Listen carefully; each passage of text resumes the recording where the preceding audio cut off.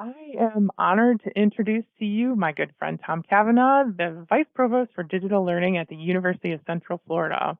Don't let Tom's fancy title fool you. He's not just a big shot in the world of digital education. Mystery with several award winning. Who knew academia could? So today, Tom is going to take us on a iron triangle of quality, cost, and access in higher education. You know, that one that says you can't have your educational cake and eat it too. Well, Tom is here to prove that wrong. With the help of innovative mystery out of high and accessible education at UCF. So buckle up and get ready for a session that's sure to keep you on the edge of your seat. Over to you, Tom. Thank you, Wendy. Thank you for the shameless self-promotion of my sideline mystery writing career. So I am from the University of Central Florida. A little bit about UCF, just to sort of put it into context, what I'm going to talk about today. We're a very large public university in Orlando, Florida. Research One University, we have almost 70,000 students, and depending upon the year, we have more than 70,000 students. 13 colleges. We are a Hispanic serving institution and over 13,000 faculty and staff. We've been doing online and digital learning for a long time, going back into the mid 1990s. I want to say 1996, around when we started. And so we've gotten some really nice recognition from various folks, including Bill Gates, who's made a visit out here to take a look at our digital learning enterprise. And then a lot of what I'm going to talk about today is sort of based on that long history that we have. And I'm specifically going to talk about the iron triangle, and I'll get into what that is in a second. But a few years ago, Ithaca S&R did this report about UCF called Breaking the Iron Triangle at the University of Central Florida. And they focused on two areas. One was digital learning, and then the other was our transfer program that we work with local state and community colleges as means to kind of innovatively serve students without at quality without increasing cost. And if you want more information about that, it's a couple of years old, but I think the concepts are still really valid. Feel free to kind of dig into that for further reading. So what is the iron triangle? So the iron triangle, and the reference is at the bottom, but it's really this idea that you have these three levers in higher ed: quality, cost, and access. And you can't necessarily positively impact any one without negatively impacting another or more than one. So for example, say you wanted to increase quality. Well, then that might imply a reduced access, so less access, and potentially an increased cost. Say you want to lower cost. Well, you could lower cost, but then that might also lower quality, but increase access potentially. And so these things are kind of very interdependent, but you can't really impact them all at the same time, is the theory, in a positive way. And our hypothesis, supposition, and what we've been trying to live by for almost 30 years is that you can, by being innovative and by leveraging technology in new and interesting ways. So I'm going to talk about some examples of how we are doing that across these three dimensions. So let's start with access. So at UCF, online learning is really integrated into the core academic enterprise. Over 91% of all of our students take at least one online or blended course every year. And if they're taking one, they're usually taking more than one. 91%, that's a high number. And that means that 85.5% of our students took at least one fully online course, so take blended out of it. 85.5%. The digital credit hours, and I'll get into more of this on subsequent slides, but the digital credit hours in 2016, 2017, we were at just over 42% of the university's entire credit hours were online or blended. And in 23, 24, we're at about 60% of the total university's credit hours are digital, meaning online or blended. That's a lot at a school our size. And then we also have, to help with access, employer partnerships across a variety of different sectors. One of the largest partners we have is Walt Disney World here in Orlando, and we've got more than 1,000 students through our partnership with Guild Education to serve hourly workers at the Walt Disney parks here. So here's a little bit more about the credit hours. So student credit hours at UCF, these are the different modalities, the different colors, kind of going from the bottom up is face-to-face, then we have kind of a blended, then we have some video modalities, and then the blue at the top is fully online web-based instruction. And the pink triangle is COVID. That was when we had emergency remote instruction. Those were courses that should have been face-to-face that we delivered through virtual synchronous instruction. So that's why that appeared and then disappears. But you can see where the growth has been over the past several years. The face-to-face, the credit hours at the bottom, these are reducing over time. And then the web-based blue increase over time, as does the blended. So we are getting more and more digital as we try to provide more and more access to students. You don't have to memorize or read this whole chart, but let me just give you a sense of what it's saying. It's showing every college at the university and how online they are. So the bold number is the digital credit hours in that college, and then the not bold number is just fully online, not including blended. So our hospitality college, our Rosen College of Hospitality Management is, according to some polls, the best hospitality college in the world. It is 91.5% digital. They do a ton blended, and then they're 61.7% online. And you can see it touches every college we have in the university, even down to optics, where they shoot lasers at mirrors. There's even some online learning that's going on there. And it's the spectrum of everything. And sometimes it's to serve students in general education, to help move them through the pipeline. Sometimes it's to serve students who are at a distance through fully online programs. Every college has a slightly different strategy, slightly different problem that they're trying to solve through digital learning, but it is embedded across the academic enterprise. We also have UCF Online. So UCF Online is our fully online virtual campus that serves only online students in fully online programs. We launched it in 2016. Although we had fully online programs before that, they were really ad hoc. Right now we have, I want to say, somewhere around 128 fully online programs. And in fall of 23, we had nearly 7,000 students. And it represents about 10% of the total headcount at UCF now in UCF Online, and 30% of the total graduate headcount. So graduate growth has been really strong, serving students through UCF Online. And again, this is an access lever for us. This is the enrollment growth at UCF Online over the past several years. The black being undergraduate and the gold, because we are black and gold, being graduate students. We've had some spike in 2020 because of COVID, and now we've sort of built ourselves back up to that level after the sort of little dip post-COVID that we had. But UCF Online provides, again, a mechanism for us to serve students, even locally, who can't get to campus on certain days and times due to family, work, and other kinds of commitments. It's another way that we provide access to students. Here's another way of looking at it. We're only about 9 or 10% out of state. So we are really serving our local community in the state of Florida. We serve almost every county in the state of Florida, and depending which semester, we hit them all, maybe just not in that particular semester. 48 states and 17 countries, and also military. Our fully online students tend to be both older and more female. So we feel like we're providing access to specific populations that need it, given work, family, other sorts of demands that they may have on their time. I'm sure that those of you who work in online learning see the similar kinds of things with your fully online populations. So that's a little bit about how we're trying to address the question of access through digital learning.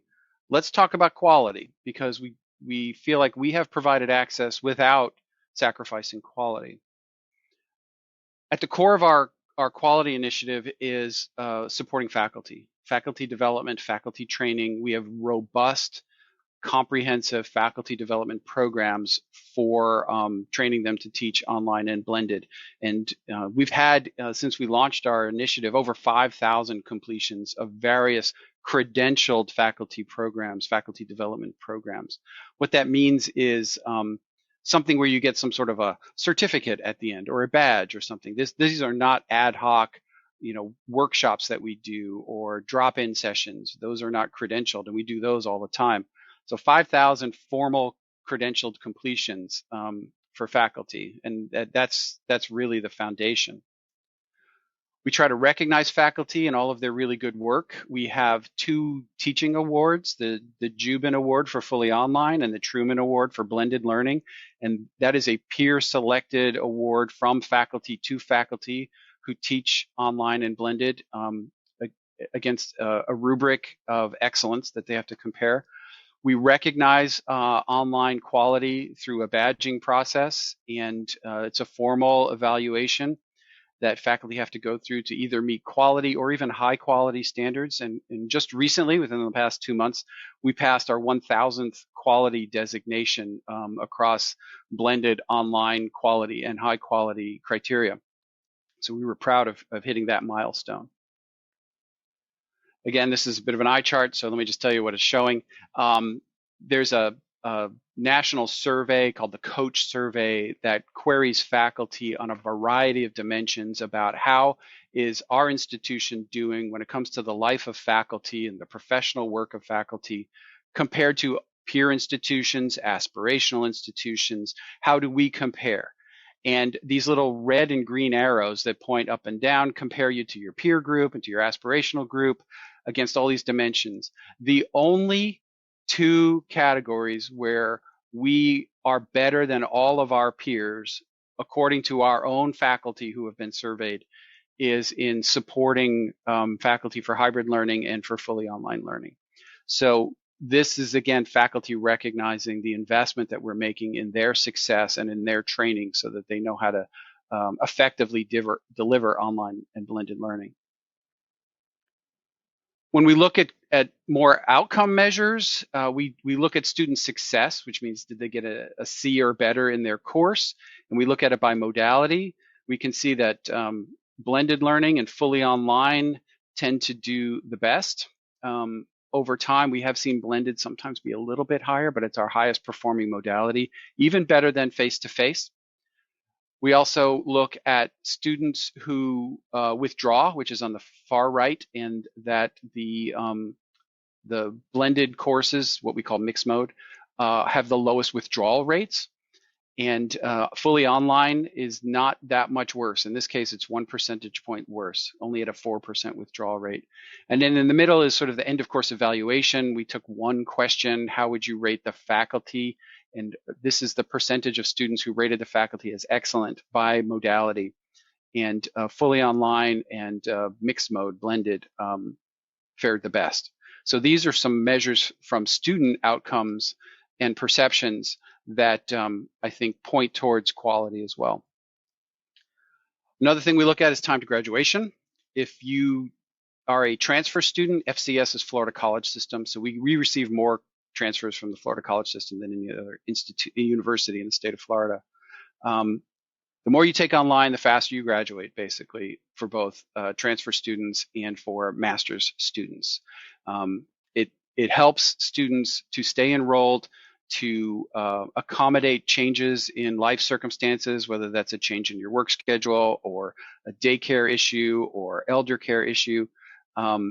So all of that is really important for providing students some agency to navigate their own academic career, stay on track, and not have to drop out by giving them these online and digital options.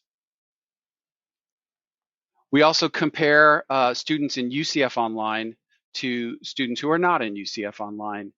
So the far left is transfer student persistence, meaning did they persist to the following term, the following fall, the next year, and 75.75 of UCF Online students did. Compared to students on campus who took nothing online, it was at a 74%. Students who mixed online and face-to-face on campus were at 85%. And then students who were fully online but not part of UCF Online, which means they don't have access to our success coaches and some of the other wraparound services that we have. They've just chosen to be online, may not even be a fully online program, but they've only taken online courses. They persist at a much lower rate.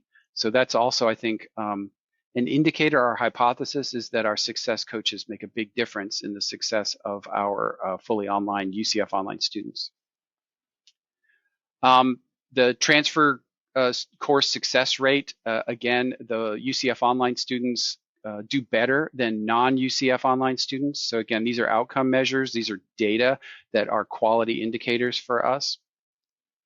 And then say what you want about rankings. I know there's big controversies about rankings, but we do well in the US News and World Report rankings when it comes to online. We've been top 10 for the past, I want to say 3 or 4 years, top 20 for probably 6 or 7 years. And sometimes we have programs like psychology ranked number 1. It was ranked 1 last year and 4 this year. So that's a nice external recognition of our efforts towards quality. And then lastly, about quality, I think I would argue we're among the most awarded in the country from various organizations, from EDUCAUSE to One EdTech to WCET to the Online Learning Consortium, USDLA, all of the organizations. We've won various awards over the years from each of those. Okay, the last lever of the iron triangle is cost. So what are we doing to try to address cost? So on the left, that big circle with $1.9 billion is about UCF's total budget. 15 million is about what we collect in the distance learning fee every year. It's a student fee that's paid for fully online courses that students pay. So we collect about 15 million against the $1.9 billion budget. But the circles on the right show you the access that is created with that $15 million investment from students. They create over 1 million student credit hours against the 1.72 million total at the university. It's an enormous amount of access that is created for a relatively modest cost to students.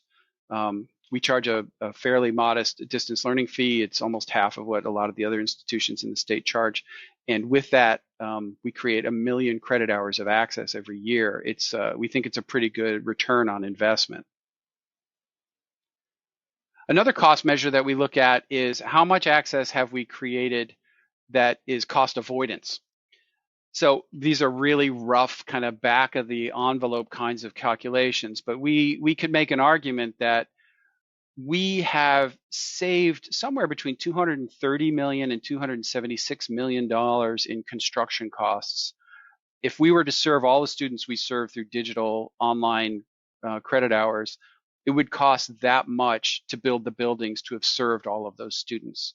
And that does not include laboratory space, faculty offices, dormitories, parking, and annual plant operations and maintenance. These are just sort of the classroom costs. If we had, according to some state guidelines on square footage per FTE for students, this is what we think it would probably cost to have built all of the buildings that we did not have to build because of that $15 million a year investment that we're creating all that access with.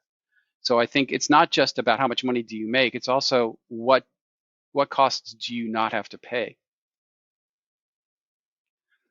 Another very tangible cost measure is our Affordable Instructional Materials Initiative. We have a couple of different initiatives that we have under this overall affordability program. And one is Open Educational Resources. And you can see the annual savings that we've calculated through OER alone. In 22-23, it was almost $4 million we think we saved students just through the use of OER. And then our First Day Access program, we have an opt-in program with students. And through that program, from 2019 through 2023, we have saved in the aggregate students almost $20 million total. Once you start saving students some money at a school the size and scope of UCF, it starts to add up pretty quick.